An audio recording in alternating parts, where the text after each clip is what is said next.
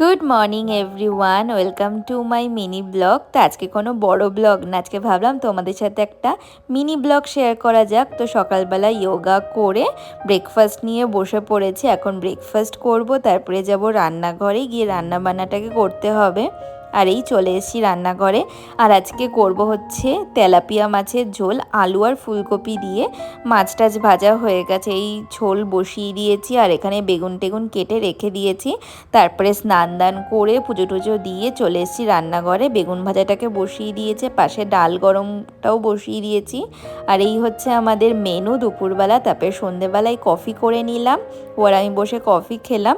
তারপরে আসলাম রান্নাঘরে ডিনারটাকে রেডি করব বলে। আর এই হচ্ছে আজকের ডিনার, ভাত, মাটন কারি আছে, আর দুপুরবেলা মাছ ডাল এগুলোও রয়েছে।